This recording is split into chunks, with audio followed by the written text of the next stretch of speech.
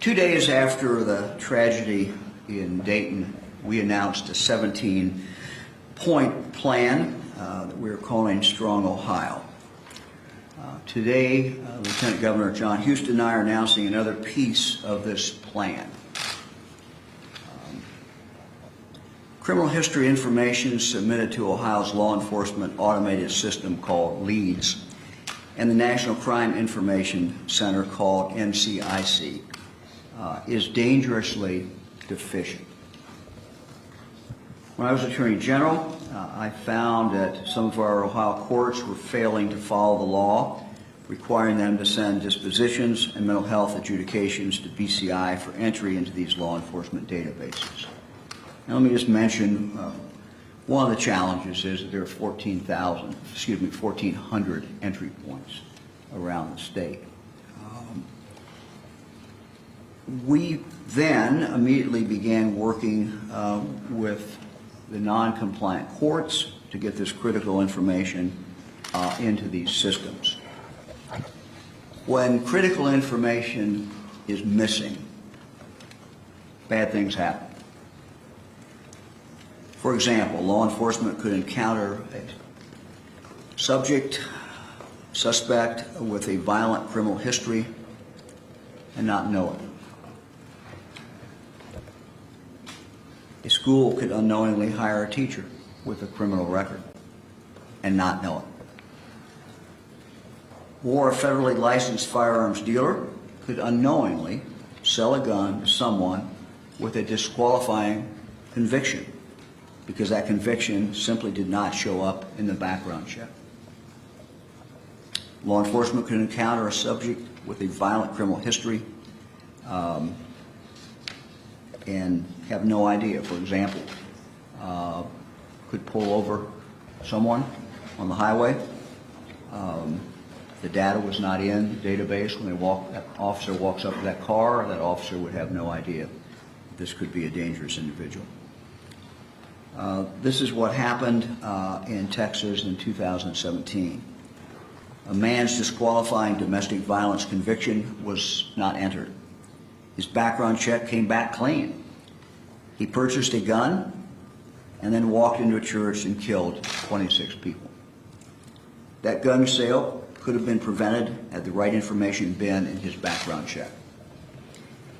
The submission of dispositions and mental health adjudications by Ohio's courts improved, got better when I was Attorney General. But they're not where they should be. And now as governor, I'm in a position where we can do a lot more. Examinations by Ohio's 218 National Instant Criminal Background Check System, or NICS, that compliance working group that was put together originally under Governor Casey, as well as my Ohio Warrant Task Force. Both groups found that there are other serious flaws in the way Ohio shares criminal justice information, and that these must be addressed. Now is the time for us to act, and that's what I intend to do. Today I'm announcing that as part of our forthcoming Strong Ohio legislation that we are recommending to the General Assembly, we will be taking action to enhance the state and federal background check systems. Unlike the requirement for the entry of dispositions and mental health adjudications into LEADS and NCIC, amazingly, there's currently no law in Ohio requiring the entry of warrants for violent crimes and protection orders into these systems. Let me say it again. There's no law in Ohio requiring the entry of warrants for violent crimes and nor for protection orders into this system. This makes absolutely no sense. This again puts our law enforcement officers at risk each day. It puts our citizens at risk, and it increases the chance that someone who shouldn't buy a gun will walk into a store and be able to buy one. The state and federal background systems are only as good as the information that is put into them. Our Strong Ohio bill will include language requiring that courts enter final protection orders for stalking, domestic violence, and sexual assault into leads in NCIC within 48 hours of issuance. I think the average citizen in Ohio today would assume that that already is required under Ohio law. Tragically, it is not. It is time for us to change that. Also, the legislation that we're proposing to the General Assembly will also mandate that law enforcement enter warrants for serious violent crimes. There is a list of the ones that will be required to be entered. Again, I think it would come as a shock to most Ohio citizens if there was no requirement that these be entered into the state database, nor there's requirement that they be entered into the federal database. You can see here the list of 28 Tier 1 warrants that the bill we're recommending will mandate for entry. Warrants for crimes such as murder, kidnapping, rape, domestic violence. This Tier 1 warrant offense list was developed this year by members of my Ohio Warrant Task Force. It was one of their recommendations. I formed this task force shortly after taking office to study the issue of unserved warrants in the state. And again, I think these facts will shock the average Ohioan. Our working group estimated that they're at a bare minimum 500,000 open warrants today in the state of Ohio. Yet, only 217,000 of those were entered into the state leads system. And of those, only 18,117 were entered into the federal system. What will happen, what can happen is obvious. For this large number of these individuals, if someone is outside their county, law enforcement will have no idea when they run them that there's an outstanding warrant for their arrest. And if someone leaves the state of Ohio, only a small portion of this 500,000 will show up in any kind of search that is done by law enforcement. Only a little over 18,000 of them. It means that law enforcement officers from one jurisdiction could pull over a wanted violent offender from another jurisdiction and have no idea that they were dangerous or that there is an outstanding warrant for their arrest. This is clearly a safety issue for law enforcement, and it's a safety issue for the public. NCIC is also one of the tools that the FBI uses when conducting point-of-sale background checks for federally licensed firearm dealers through NICS.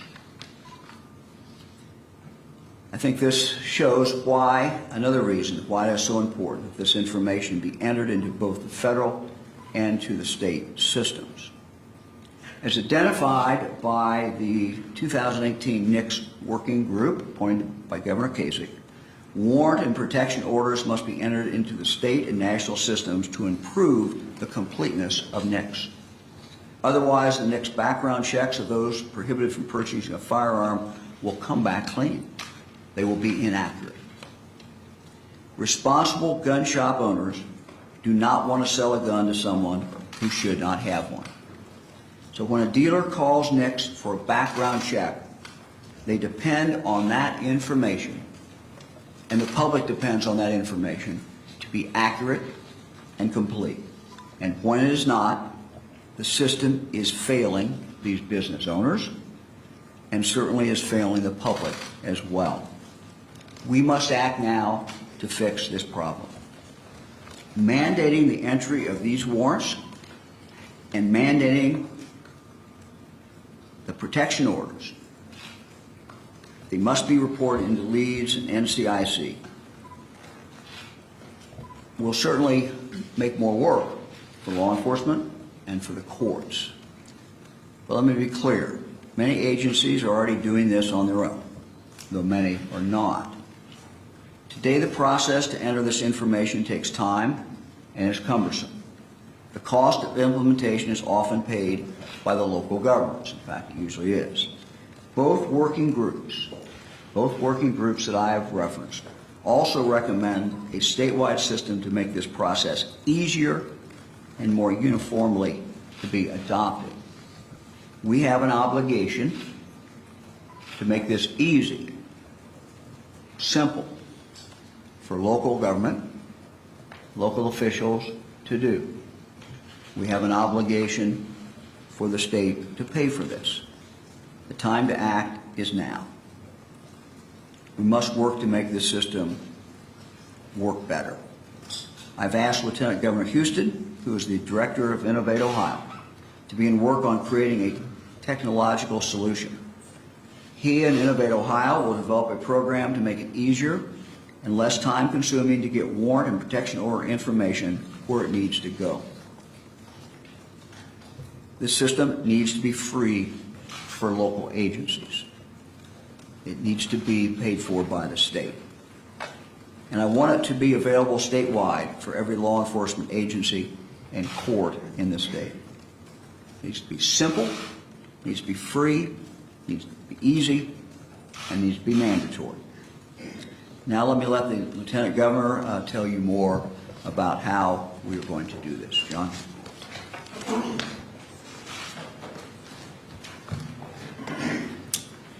Thank you, Governor.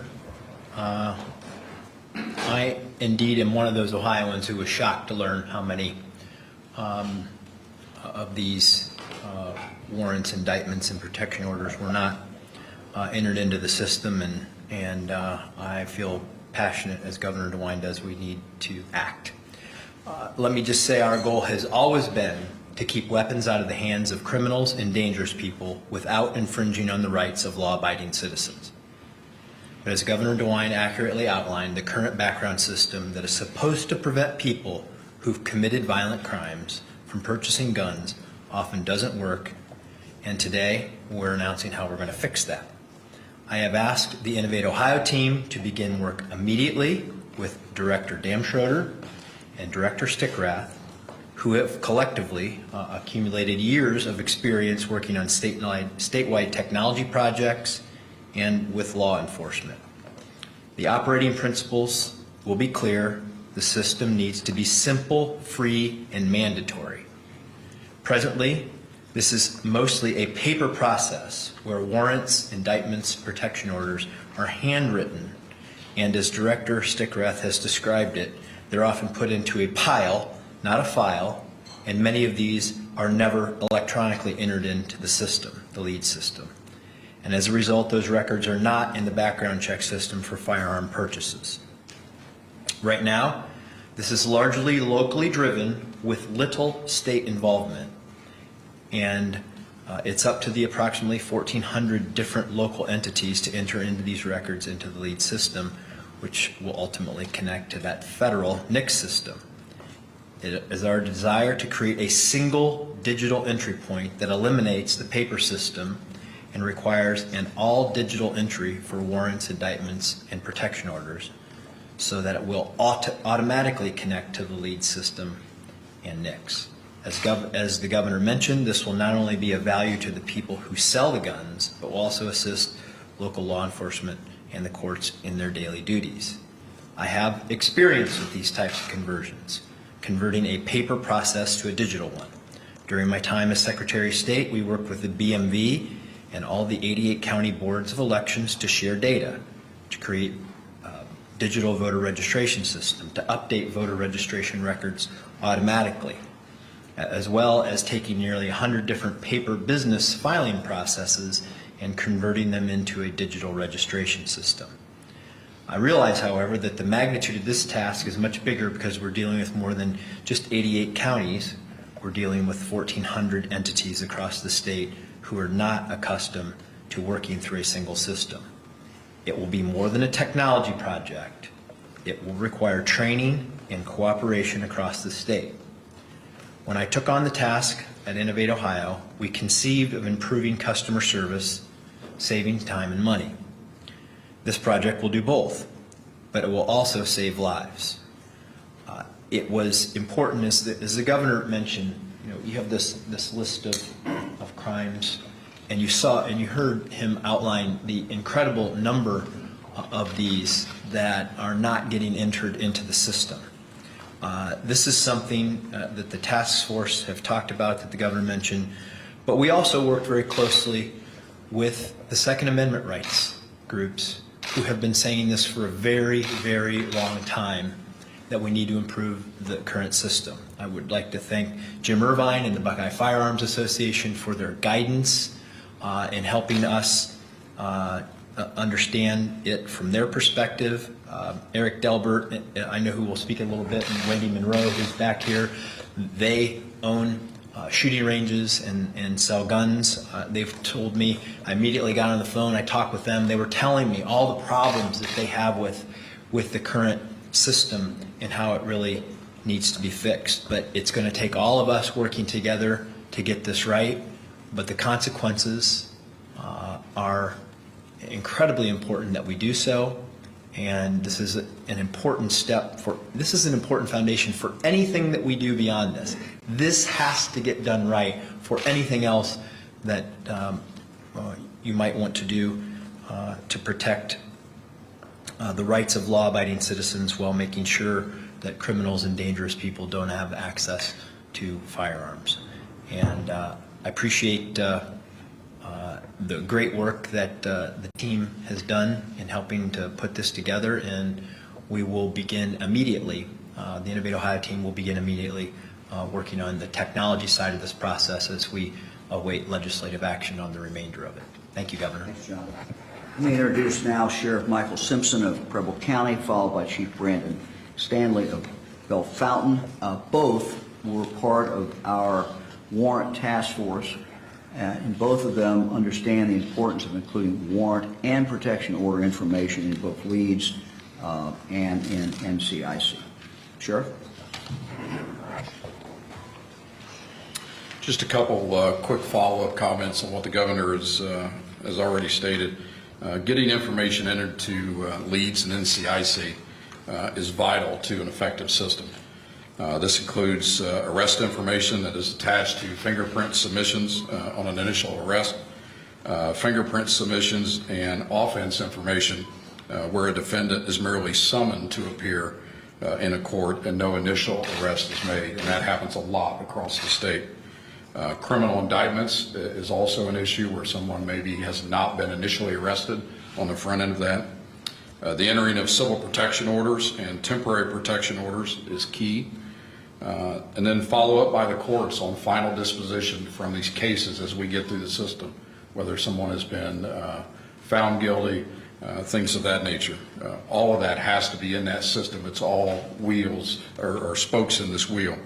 And warrant entries, as the governor indicated, into the NCIC system for our most serious offenders and violent crimes that you see over here. As we move forward in the process, we certainly need to evaluate the technology that is available to us to streamline the process and to improve data collection where we can. Law enforcement, the courts, and our mental health partners must do all that we can do to ensure that accurate data is entered into this system in a timely manner. The data is the backbone of the NICS checks that are completed every day. And good data promotes an effective system, and an effective system can save lives. And from the local government standpoint, as I am, I agree with the governor that the state of Ohio needs to step up and find funding to get this system in place. It'll be vital that any solution includes funding to develop, implement, and more importantly, maintain the system as we move forward. So on behalf of Ohio's 88 sheriffs, we certainly look forward to working with the governor in making this system more efficient and more effective. Thanks, Sheriff. Yes, sir. Thank you. Yes, sir. Chief? Thanks, Governor. Lieutenant Governor, thank you. On behalf of the Ohio Association of Chiefs of Police, I'm here to make some remarks. I'll keep them brief. Connecting agencies to each other with timely information that would potentially stop someone who cannot legally purchase or possess a firearm will keep our communities safer. The e-warrant system can have real results when information is shared appropriately and when access to that information is more seamless. Ohioans deserve to have a better system in place that creates another layer of accountability. Ohio will hold those committing reckless acts accountable. The e-warrant system is needed to provide agencies of all sizes an additional tool to improve safety in every part of our state. This step forward advances the strong calling for better communication, better practices, and better acknowledgement that we won't accept failures and we will stand up for those who need us the most. By enacting this system, we will be taking an excellent step in the right direction of avoiding future tragedies. Thank you. Chief Bass. Thank you, Governor. Thank you very much. Finally, I'm happy to have Eric Delbert with us today. He is the co-owner of LEPD Firearms Range and Training Facilities here in Columbus. Delbert, thank you. Thanks, Governor. Good morning, everyone. When we started LEPD Firearms Range and Training Facility almost 7 years ago, it didn't take long for us to recognize that there were some inefficiencies in the NICS background check system. Matter of fact, we saw it almost immediately. You see, when we submit a transaction into the NICS database, almost 93% of the time, we would receive an instant response, as you would expect, a response to either proceed with the transaction or that transaction was denied. About 7% of the time, though, we would receive a response of delay. And that basically meant that something in that transaction popped up within the NICS system, and the system needed a little more time to determine if that person was legally able to possess a firearm. The problem comes in, though, in that oftentimes, after 3 days that go by, we never hear anything additional from the NICS system. And by law, stores can sell firearms at that point to that individual. Almost 20,000 times nationwide in the last 5 years, a firearm was sold to an individual, and at some point in time, a week later, a month later, or some point even further down the road, the system came back to that store and said that should have been a denial. 20,000 times in 5 years, the system allowed an individual to purchase a firearm because there wasn't enough information in the NICS database to make that a denial at the time. And they couldn't come to that conclusion in the 3 days. A few years ago in our store, we had an individual come in to purchase a firearm like they do every day, and we submitted the data to NICS, and it came back delay. Very common. Later on in that day, as we were awaiting a response from the system, the wife of that individual came into us to alert us to the fact that this individual was actually prohibited from owning a firearm due to a civil protection order. She had the papers with her and gave it to our associates. Later that day, the NICS system returned a proceed for that individual. If she hadn't come into our store and to other stores probably around town, we would have sold that firearm to that individual who was a prohibited user at that time. LEPD and the industry has been calling for changes to the NICS background system for a long time. There's a lot of positive attributes to the system that we need to build upon, but simply speaking, we just need to make it more efficient on putting the information in there and make the information in there more accurate. The last thing we want to do is sell a firearm to an individual who is prohibited from owning a firearm and see that individual go out there and cause harm to fellow citizens and to fellow law enforcement. What's being proposed today by the governor and the lieutenant governor will have measurable effect on keeping firearms out of the hands of criminals and the mentally ill in Ohio. Thank you. Happy to take any questions for any of the speakers. How many of the open warrants for violent crimes found on the Chevron list are among the missing warrants not in the system? Are your task force aware or able to determine that? I don't think we have those numbers. No, we weren't able to discern the type of warrants that were missing and not entered. So of the 500,000 warrants, open warrants, we don't know how many of those are tier 1 at all. Right. That's correct. That's correct. And you know, certainly you have bench warrants, you have warrants from courts that are failure to show up. That might be a traffic offense. It could be something more serious. So no, there was no breakdown. But I think the most stunning figure is how many, just a small fraction of those half a million are in the national database at 18,000 or so. I mean, that's just, to me, is a stunning number, 9% roughly. So. Governor, do you know of any other states that are doing this, or is Ohio taking the lead on that? Well, Ohio, I really can't tell you that. Ohio is, to some extent, in a unique position because we are such a local government state. And we have, over 1,000 law enforcement agencies in the state. We have 88 court systems, 88 counties. We have many municipal courts. We have many common pleas courts. So, with 1,400 entry points, that really has been the challenge. And I'll be quite candid. This is something that when I was lieutenant governor in 1991 started, we were focusing on because we saw that so many times you run someone and you get an initial charge, but you don't get a final disposition.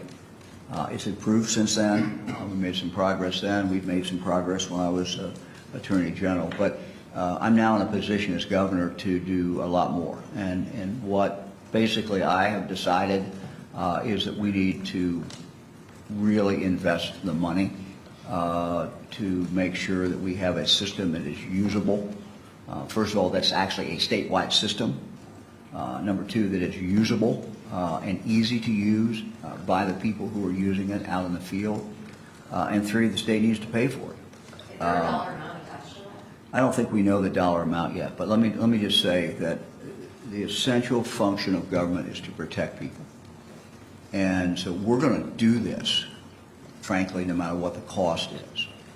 We have to do this. We've got to get this right. We cannot be in a position where someone who has an outstanding warrant for a serious crime can leave the county and no longer be subject to someone finding out that they have a serious crime.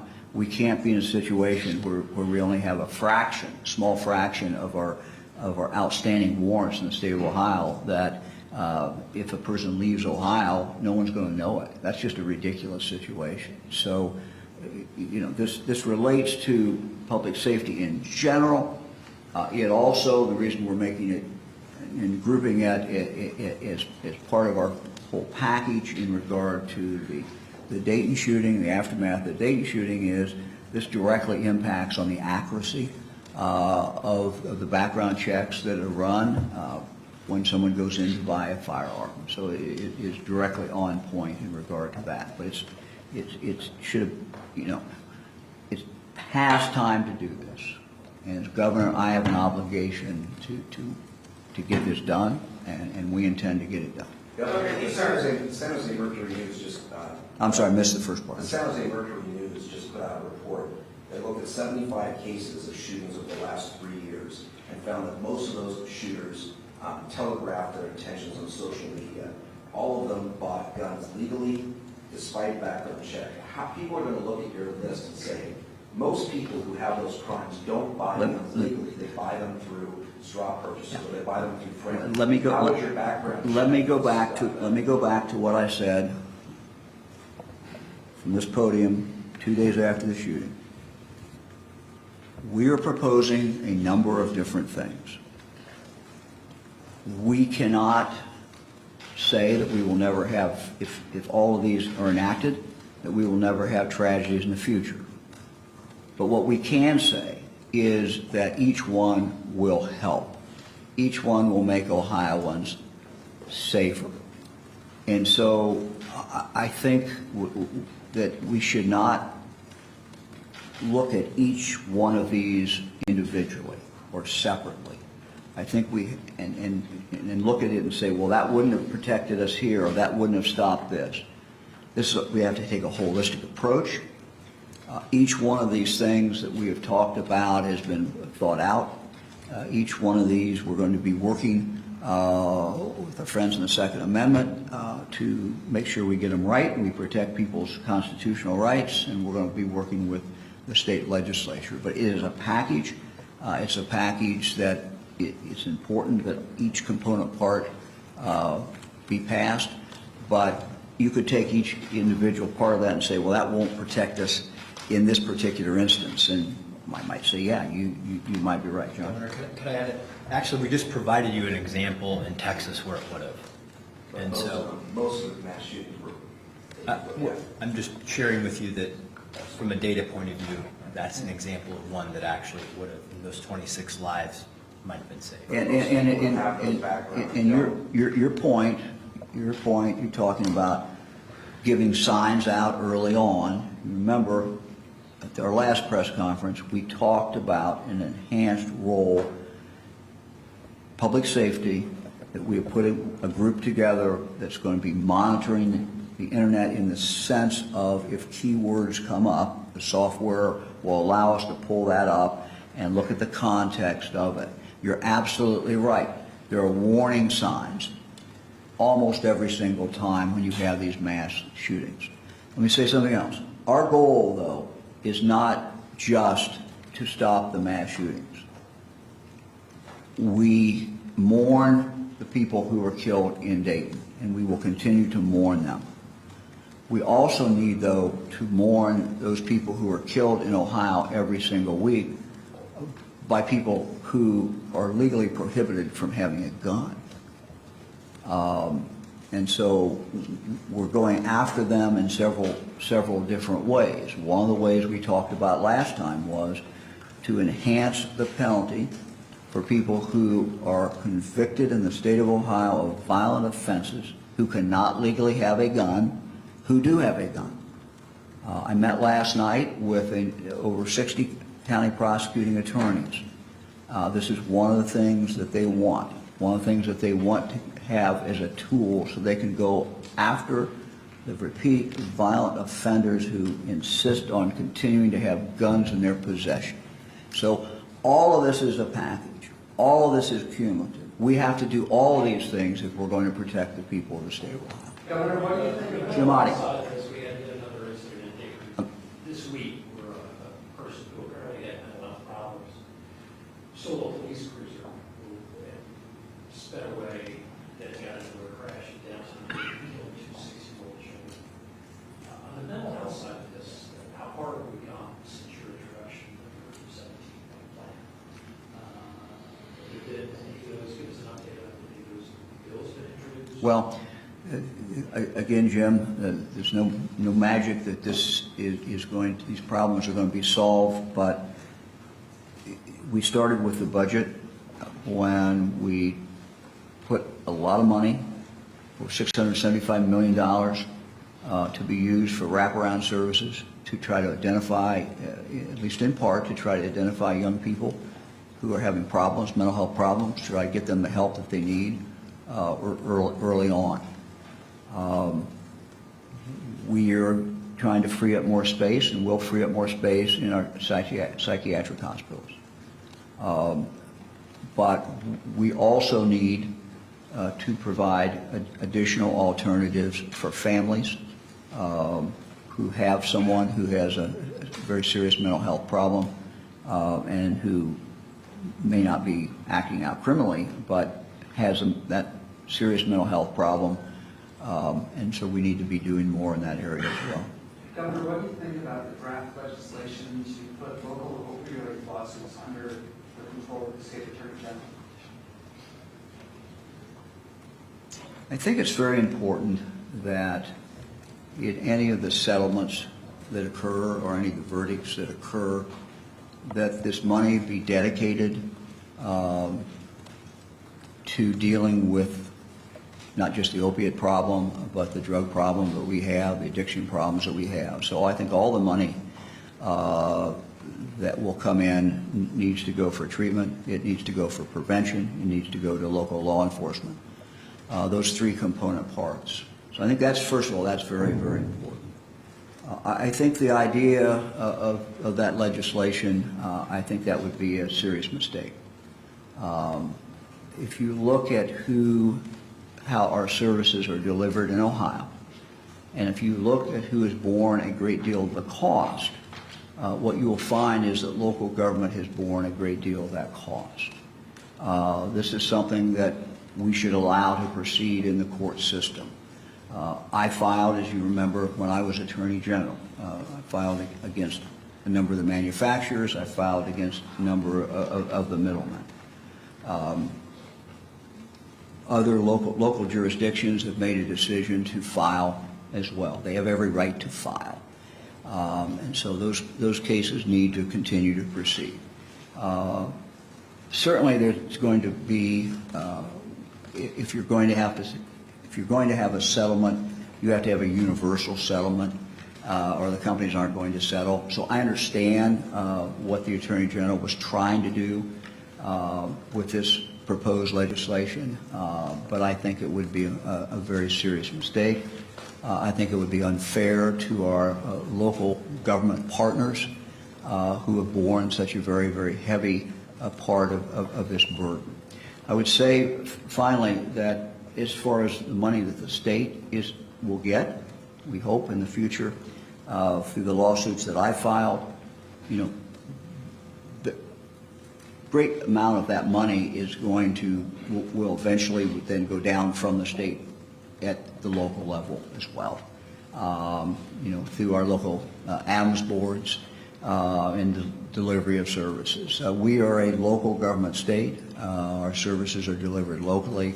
So whether the cities get the money directly or whether it comes through the state, what we get is going to be shared certainly anyway with the local jurisdiction. But I just think it would be a mistake for the General Assembly to pass a law like that, and I think would be a very serious mistake. Governor, How do you plan on getting, the politics of these gun restrictions not very popular with the General Assembly? How do you plan on, building a coalition of supporters and convincing? Well, I'm working on that, and John is working on that every day. We fully understand concerns that have been expressed. We want to make sure that anything that we propose to the General Assembly has a chance of getting passed, but it's also very important for it to be constitutional. It's important for it to respect the Second Amendment rights. We've been working very closely with our friends in the Second Amendment community, and it continues to be a work in progress. I think you're beginning to see, though, a good, broad cross-section of people in the state of Ohio who support our package. Some people don't think it goes far enough. Some people may have other opinions, but if you look at the mayors, for example, mayors who deal with these problems every day, we're getting more and more support from them. Had the opportunity to talk to the mayor of Cincinnati, the mayor of Columbus at the soccer match this weekend, and they both support our proposal and our plan. John? Can I add that that's why what we're doing today, I believe, is incredibly important, because I'm in regular conversations with leaders from the NRA and from Buckeye Firearms and the Ohio Gun Collectors Association, and one of the common refrains from all of them is fix our existing system. We have a lot of laws in the books that we're not properly implementing, and it's very important to building that coalition that you can prove to people that you actually are doing a good job with the laws that are currently on the books. Today's announcement is a critical step to proving our commitment to doing that, which I think builds support and trust among the different voices that are out there across the state advocating on these issues. And let me just add, we're going to continue to be transparent. What we're doing is what we're doing, and what we say we're doing is what we're going to do. And as we work on language, we know what our objective is. We're sharing that with folks to give them a chance to take a look at this. So look, this is a process. We understand the history. We understand that what we refer to as personal protection orders that did not go anywhere last time. But our point is that this is different. It is different for what we are proposing. We are dedicated to making sure the constitutional rights are protected. We are dedicated to making sure the Second Amendment is protected, and that there is due process at absolutely every stage in regard to the personal protection orders. Do you have a timetable on when you plan to make these, actually formally introduce these proposals? Well, it's a work in progress. I don't know that I want to put a time limit on it. We're working on this every single day, and work in progress. I'm not going to put a time on it. As someone who sells guns, I'm wondering, when you get that delay from FBI, ATF, whatever, how much of that is your sixth sense that you size up someone and say, I'm not going to sell them a gun, versus I got a delay, now I have to sell you the gun by law? How much of that do you rely on, and what needs to be done here to change that? I think in our business, there's always that sixth sense. We are not mandated that we have to sell the firearm. It's much like the bartender, you don't have to serve that drink. And our employees know that if you don't feel right about that transaction, you don't go through with it. So the delay is just simply another tool that alerts us that maybe there's something there. But the problem that we see, and I'm sure you see it as well, is that there is customers that come into our store every day, good customers. They're doctors, lawyers, FBI agents, who get delayed every time, and they know at the end of 3 days, we're not going to hear anything back, and they're going to come in and get their firearm. It happens too often to people that are good people that happen to be in a database somewhere, and they can't get out of it. I'm sure you see that as well. Well, and Mr. Delbert and I are among the responsible gun store owners that the governor referred to. So we go out of our way to follow, of course, all laws. We would go above and beyond that if we, when we can, if there's any need to do that. But we just want to make sure that the data is good data.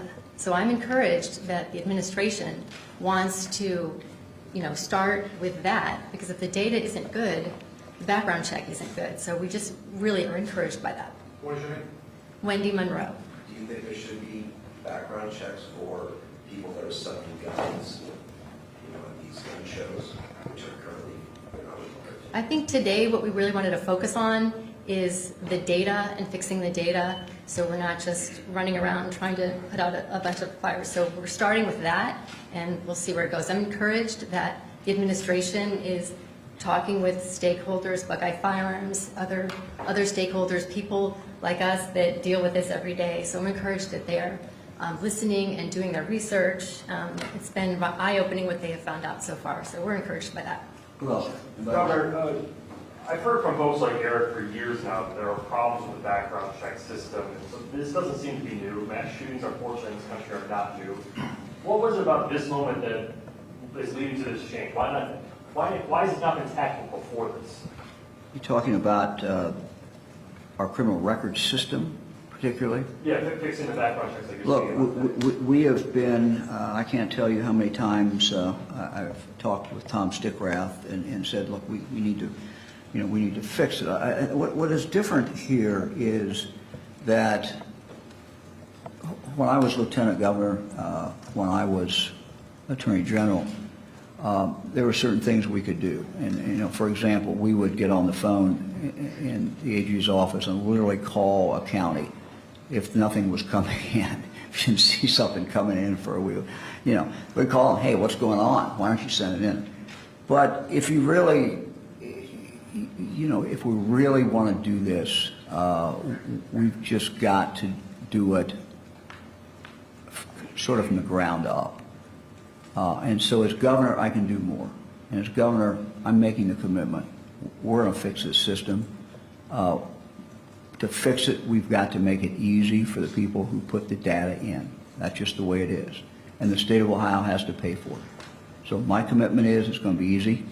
I've charged John Houston in Innovate Ohio with getting this done. This is when John and I talked early on, even before he got on the ticket, before we came together, this was something that I gave him as an example. He talked about innovation in state government. I said, let me give you an example of where we really need that. So this goes way, way back, and this project is made for Innovate Ohio. What we have found is that we can make incremental changes in the system. We can improve it. We can patch it. We can plug the hole here. But what we really need to do is just to have a complete overhaul of the system. and accomplish those things, and the state has to do it. Look, these are local units of government, whether it's over 1,000 law enforcement agencies, whether it's the hundreds and hundreds of courts, but ultimately the buck stops with the state. The state needs to provide a uniform system, and the state needs to make it easy, and the state needs to pay for it. What's the state going to do? What's this?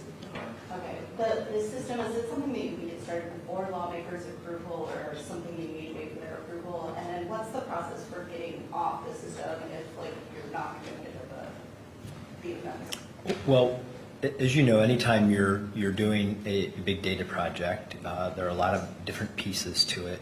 We will start immediately, but it works in tandem. You can build the technology solution, which we will, but then you have to train people to use the technology, and then we need the legislature to make it mandatory, because if you build a great system and still make it optional, it's not going to be a very functional or useful system. And so all of this has to fit together, the technology piece, the buy-in and training piece from our friends at the local level, and then the legislative piece to mandate it. So they all have to come together for it to work. That's why it's. I wouldn't want to put a time frame on it, but we will begin immediately on the technology piece while we wait for the other, while we build this process with the other partners. Somebody in the back. Governor and Lieutenant Governor, you just kind of touched on this.